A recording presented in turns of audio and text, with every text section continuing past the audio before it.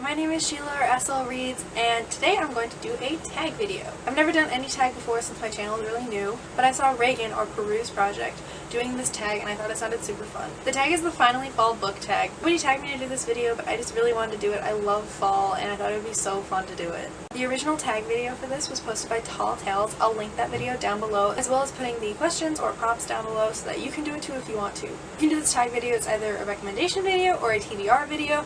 I'm kind of doing a mix of both. Some of these books I read, some of these I haven't, and so I can't really talk about them that much. So without further ado, here we go. Number 1. In fall, the air is crisp and clear. Name a book with a vivid setting. I have 2 books that I felt fit this really well. That would be The Night Circus by Erin Morgenstern and An Enchantment of Ravens by Margaret Rogerson.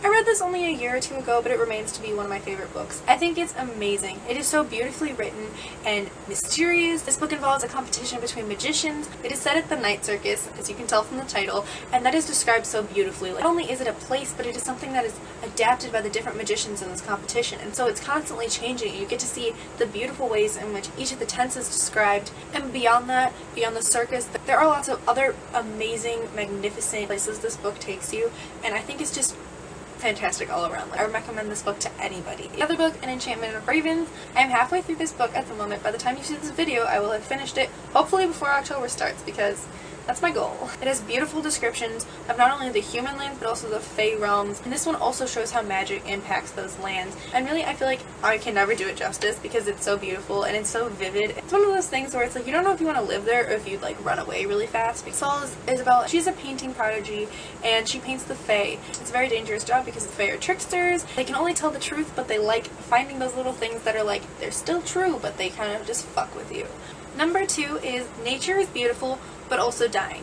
Name a book that is beautifully written, but also deals with a heavy topic like loss or grief. For this, I chose The Gentleman's Guide to Vice and Virtue by Mackenzie Lee. I feel like it could work to answer one of the other questions as well.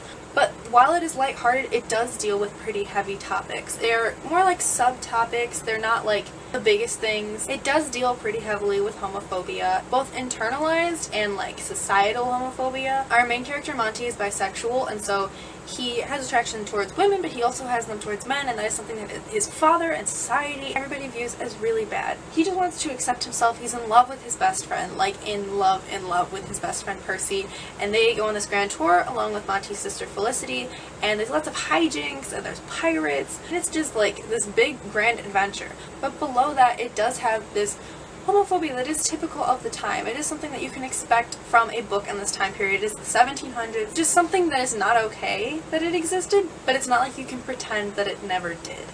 And beyond that, it does deal with another heavy topic, which is abuse. His father is abusive, physically abusive, emotionally abusive. Monty has what I saw as PTSD due to this abuse. When people like raise a hand against him or hit him, he has flashbacks to his father, he hears his father's voice, or he just completely shuts down. And that's something that's very important to see. Something that is kind of seen in more of a lighthearted tone than it should be on the internet and everything. When people hear the word triggered, lots of times it's a joke. But for things like this, it's something that's actually real. It is an actual trigger. This really does deal with mental health and Felicity and Percy understanding that like there's a reason that this is happening. Number 3 is Fall is Back to School Season. Share a non-fiction book that taught you something new.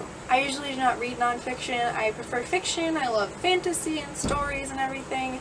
I mentioned in a few of my other videos that I was recently gifted with this book, World Mythology in Bite-Sized Chunks by Mark Daniels. This book is obviously about world mythology. I'm more well versed in Greek and Roman mythology, and that's the class that I'm currently in. I really want to branch out into learning about other cultures and their religions and spiritualities, whether it's current things or in the past. Not only is this cover absolutely beautiful, as the title says, it is bite-sized chunks, so it's just little introductions into world mythology, into different things that I don't know all that much about. I'd like to at least read some of it soon. Number 4 is In order to keep warm, it's good to spend some time with the people we love.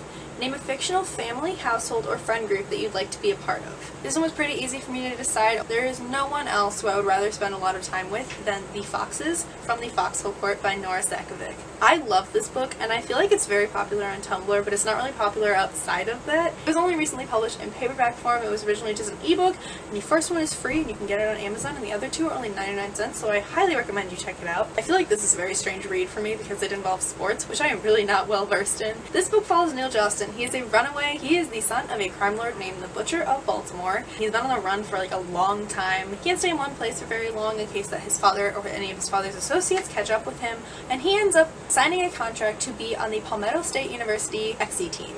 XE is a made-up sport. It is like murder lacrosse, I guess. It's like lacrosse mixed with soccer and murder. Signing this contract is a very dangerous move for Neil because, as I mentioned before, he's not supposed to stay in any place for a long period of time. Neil knows somebody on the team, although that person does not remember him because Neil is very good at disguising himself, which really does not sound like it should be accurate, but somehow it is. It's someone that he met while he was still living at home with his father. The Palmetto State University team is called the Foxes, and that is the family or friend unit that I would like to join. The Foxes are this mismatched team of people who got second chances that otherwise people might not have thought they deserved. They're celebrities and former gang members, and people with previous or current drug addictions and that kind of thing.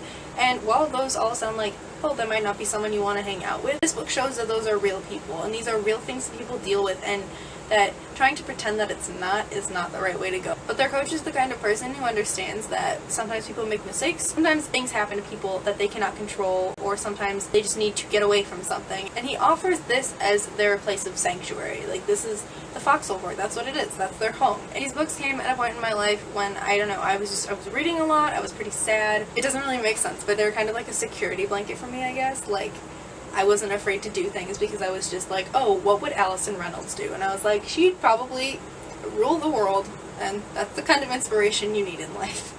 Number 5 is The Colorful Leaves Are Piling Up on the Ground. Show us a pile of fall-colored spines. So these are all the books. They're mostly like red because that's my favorite color, and a few oranges in here, so I feel like we have a good variety. I'm just going to say what the books are, no synopses, that would take way too long, so here we go. First book is An Enchantment of Ravens by Margaret Rogerson. Obviously this is without the jacket. I just like the color of the spine, it matches my sweatshirt right now. The next book is The Night Circus by Erin Morgenstern. The Martian by Andy Weir. Hunting Prince Dracula by Carrie Maniscalco. The Dream Thieves by Maggie Stiefvater. The Iliad of Homer by Homer. Bullfinch's Mythology by Thomas Bullfinch. And The Scorpio Races by Maggie Stiefvater. Number 6 is Fall is the Perfect Time for Some Storytelling by the Fireside. Share a book wherein somebody is telling a story. I picked God's Grave by Jay Kristoff. I have not read this book yet, although I really should because it's going to be amazing. But I need to find a point in my life when I can read this and not do anything else, and I have not gotten there yet.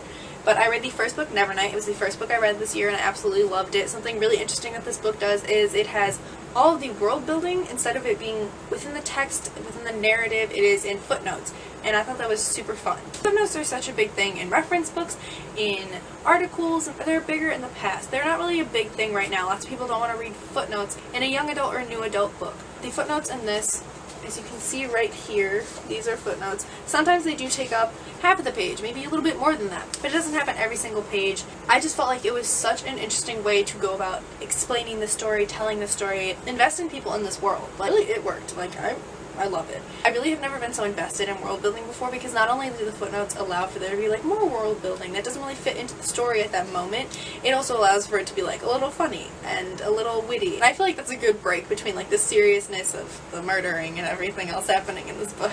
Number 7 is The Nights Are Getting Darker. Share a dark, creepy read. For this, I chose Stalking Jack the Ripper and Hunting Prince Dracula by Carrie Maniscalco. This book follows Audrey Rose. She is a forensics student. She works with her uncle in his laboratory, and she lives in London at the time of the Whitechapel murders, aka the murders of Jack the Ripper. And this is a mystery. It is her trying to figure out who Jack the Ripper is, because this book describes in like pretty gory detail exactly what happens to all the victims, how their organs are removed. It is something that has a very deep impact on her.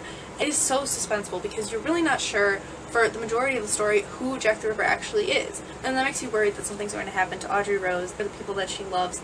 I really love this book series. I didn't think that I was going to because I was a bit put off by the anatomy, by the gore. It's just very scientific. Carrie Maniscalco did not hold anything back when she was trying to describe this to show you in like brutal accuracy what these murders were actually like. If you're dealing with Jack the Ripper and Prince Dracula, like, you know there's going to be a lot of blood and probably some missing things. Whether it be blood or organs, you know that it's going to be like a little gory. The first page of this book is Audrey Rose performing an autopsy. So, like, you just dive straight into it. Like, it's very scientific, it's very interesting, but it does have that dark aspect of who is Jack the Ripper? Is it somebody that she knows? Is it somebody who she trusts? That sort of thing. I feel like this is something that you might not want to read really late at night. I was definitely reading it up until like 2 a.m. and I was a little scared because it gets very suspenseful, especially towards the end, but it's so good. Number 8 is The Days Are Getting Colder. Name a short, heartwarming read that could warm up somebody's cold and rainy day. For this, I chose a sequel novella short story, and that is The Summer Palace by C.S. Picot. The series that this follows is Captive Prince. This is going to be a spoiler if you haven't read the book series. I'm pretty sure if you are reading it, you can kind of understand who the main relationship is going to be. This follows the final book in that trilogy called King's Rising. It definitely takes place in summer instead of fall, but it is so heartwarming because the events of the books are pretty intense, but this is such like a light, heartwarming thing after this entire series, and you get to see two characters, Damon and Laurent, and you get to see them being happy and like trying to figure out what the relationship is now that like they're not fighting for their lives as much. And it is just, it's so cute, and it kind of showed us like this is what's happening with them. They're having like a happy life, they're living, they're trying to figure things out. They have a chance to live and be with each other and try and change the world, and it's just beautiful. Number 9 is Fall Returns Every Year. Name an old favorite that you'd like to return to soon. I decided to pick a like newer old favorite, and that would be The Raven Cycle. I'm hoping to read this during October. I love this series. I feel like it's a perfect read for fall. It's a magical realism series, and it deals with psychics and adventure, a search for Welsh kings. It deals with friendship and family and murder and wealth and poverty. Ironically, it is like a book from a dream, like a very good dream. I don't have good dreams, but like if I did it, I would hope that they would be as good as this. Number 10. Fall is the perfect time for cozy reading nights. Share your favorite cozy reading accessories. I really love socks, but I also really love Halloween. I recently purchased a fair number of Halloween related socks, like this many. Each of them was $1 at Target, and I thought, why not? I really like socks. I think that you need them to read, pretty much. They're very comfortable. Say rest in peace.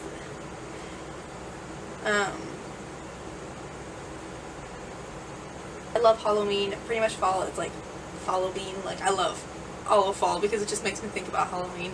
Number 11 is spread the autumn appreciation and tag some people. I would tag some people, but I really don't know anybody in the booktube community. I would like to tag anybody who wants to do this. I think this tag was really fun. I tried my hardest. I hope you guys liked this. Thank you so much for watching. I hope you enjoyed this tag. Once again, the original video was by Tall Tales here on YouTube. Thank you so much for watching. I'll see you next time. Bye!